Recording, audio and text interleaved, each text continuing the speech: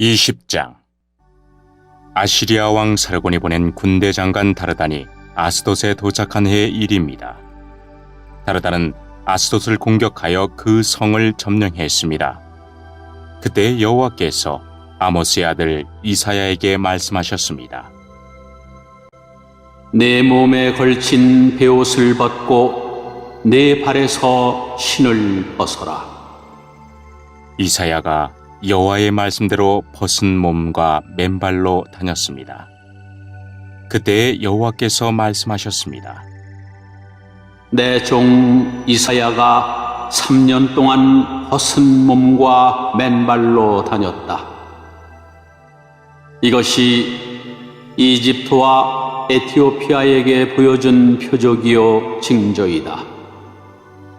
아시리아 왕이 이집트와 에티오피아를 쳐서 이긴 후에 젊은이와 늙은이의 옷과 신발을 모두 벗겨 포로로 사로잡아 갈 것이다. 이집트 사람들이 엉덩이까지 드러낸 채로 끌려갈 것이다. 에티오피아를 의지하던 백성이 두려워할 것이며 이집트의 영광을 보고 놀라던 백성이 부끄러움을 당할 것이다. 그날이 오면 블레셋 바닷가 근처에 사는 백성이 이렇게 말할 것이다. 보아라, 우리가 의지하던 나라, 우리가 달려가 아시리아 왕의 손에서 구해달라고 청했던 나라가 이렇게 되었으니 이제 우리는 어디로 피해야 할까? 21장. 이것은 바빌로니아에 관한 경고의 말씀입니다. 광야에서부터 재앙이 불어닥친다. 네게브에서 불어오는 바람처럼 무서운 땅에서 올라오고 있다. 내가 끔찍한 계시를 받았다. 반역자들이 반역하고 약탈하는 사람이 약탈한다. 엘라마 공격하여라. 메대야 성을 에워싸라. 저 성 안의 모든 신음소리를 내가 그치게 하겠다. 그 무서운 계시로 인해 산모가 아기를 낳을 때 겪는 고통처럼 온몸이 견딜 수 없이 아팠다. 내가 들은 것 때문에 무서웠고 내가 본 것 때문에 두려움에 떨었다. 나의 마음은 갈피를 잡지 못하고 겁에 질렸다. 기분 좋은 저녁이 공포의 밤으로 변했다. 상을 차려놓아라. 자리를 깔고 먹고 마셔라. 지도자들아, 일어나라. 방패에 기름을 발라라. 주께서 내게 이처럼 말씀하셨다. 너는 가서 파수꾼을 세워 그에게 본대로 보고하라고 하여라. 전차나 기마병을 보거나 나귀 탄자나 낙타 탄자를 보거든 주의 깊게 살피라고 하여라. 파수꾼이 사신과 같이 외쳤다. 주여! 저는 날마다 밤낮으로 망대 위로 올라가 지키고 있습니다. 보십시오! 저기 사람이 전차를 타고 기마병과 함께 옵니다! 파수꾼이 다시 외쳤다. 바빌론 성이 포위당했다! 무너졌다! 바빌론의 우상들이 모두 땅에 떨어져 깨져버렸다! 내 백성이 타작마당의 곡식처럼 으깨졌다. 내 백성아, 나는 만군의 여호와 이스라엘의 하나님께 들은 것을 그대로 너희에게 전한다. 이것은 두마에 관한 경고의 말씀입니다. 누가 나를 세일에서 부른다. 파수꾼아, 아침이 오려면 얼마나 더 있어야 하느냐? 파수꾼아, 밤이 지나가려면 얼마나 더 있어야 하느냐? 파수꾼이 대답한다. 아침이 오지만 다시 밤이 될 것이다. 물어볼 것이 있거든 다시 와서 물어보아라. 이것은 아라비아에 관한 경고의 말씀입니다. 드단에서 온 상인들이 아라비아의 사막에서 밤을 지샜다. 대마 사람들아, 여행하느라 지친 사람들에게 먹을 것과 마실 것을 주어라. 그들은 칼을 피해 도망하는 사람들이었다. 칼이 그들을 치려하고 활이 그들을 쏘아 맞추려 한다. 그들은 전쟁이 치열해져서 도망다니는 신세가 되었다. 주께서 내게 이처럼 말씀하셨다. 1년이 지나지 않아서 게달의 모든 영광이 사라질 것이다. 이 1년은 품꾼이 정해놓고 일하는 횟수와 같다. 그때에 활을 쏘는 사람이 얼마 남지 않을 것이며 게달의 용사 가운데 남는 사람이 매우 적을 것이다. 여호와 곧 이스라엘의 하나님께서 말씀하셨다. 22장. 이것은 이상골짜기에 관한 경고의 말씀입니다. 너희 백성에게 무슨 일이 있기에 모두 지붕에 올라가 있느냐? 이 성은 소란스러웠던 성, 떠들썩하고 요란했던 성이다. 너희 백성은 칼에 죽은 것도 아니고 전쟁으로 죽은 것도 아니다. 너희 지도자들은 다 달아났고 모두 멀리 도망쳤으나 활 한 번 쏘아보지 못하고 모두 사로잡혔다. 너희 가운데 남아있는 자들도 결국 모두 사로잡히고 말았다. 그러므로 내가 말한다. 모두 물러나라. 혼자 울게 나를 내버려 두어라.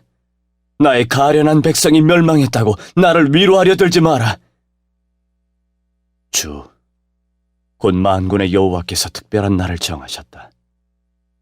그때에 소동과 혼란이 일어나고 사람들이 이산골짜기에서 서로를 짓밟을 것이다.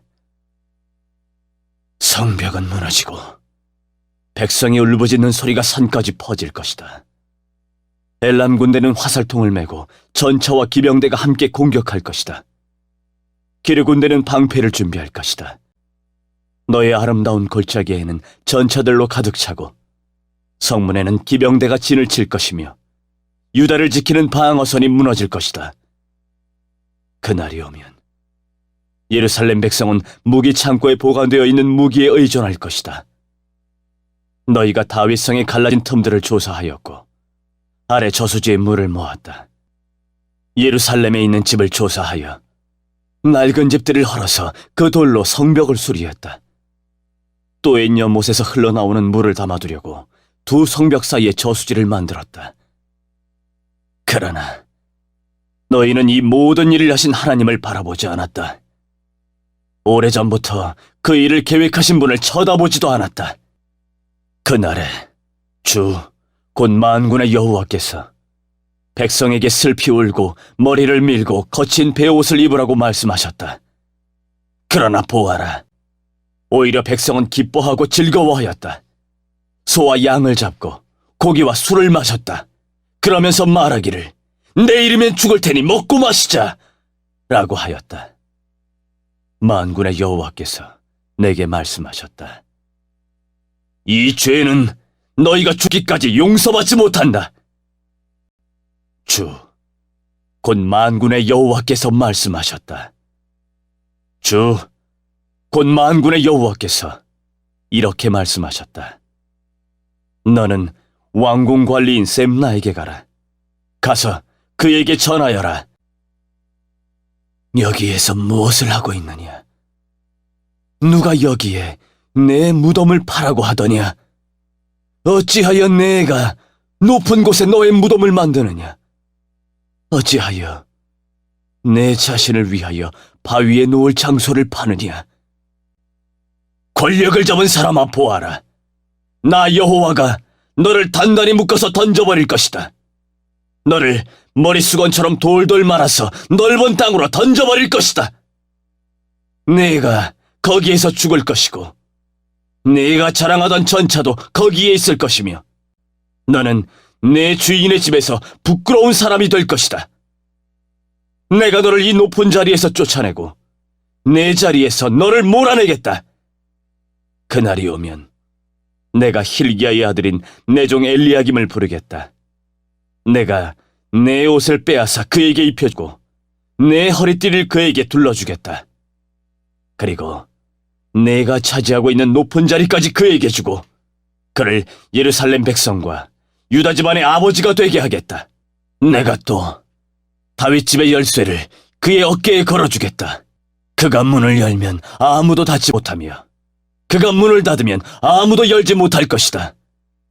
그가 단단한 판에 굳게 박힌 모처럼 견고해질 것이다. 그가 자기 집안을 영예롭게 할 것이다. 그의 집안의 모든 영광이 그에게 달릴 것이며 어른이나 어린아이나 다 그에게 의지할 것이다. 그들이 마치 그에게 매달린 접시와 항아리들 같을 것이다. 만군의 여호와의 말씀이다.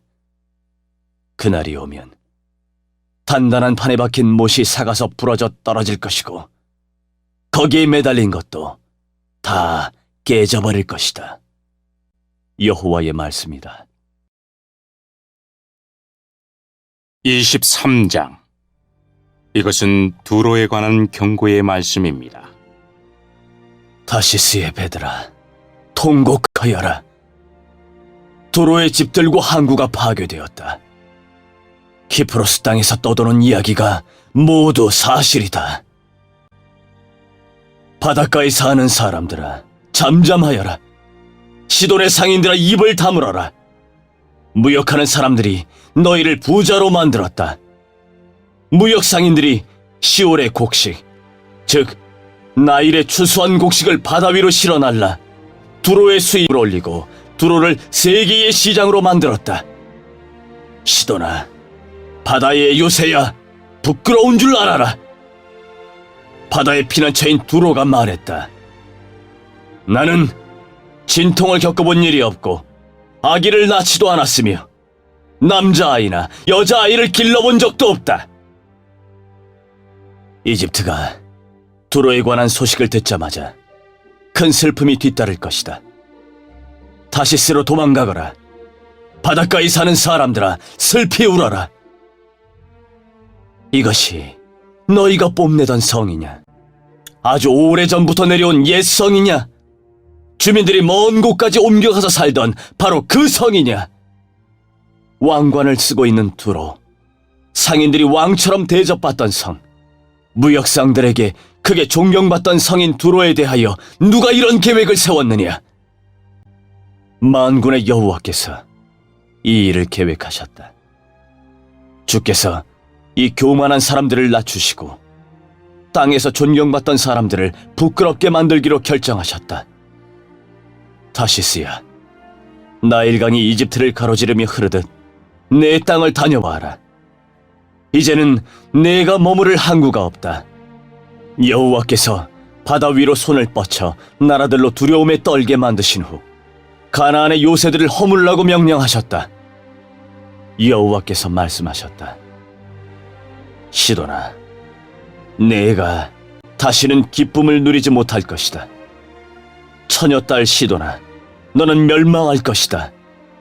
내가 바다를 건너 키프로스로 가더라도 쉴 곳을 찾지 못할 것이다. 바빌로니아 사람의 땅을 보아라.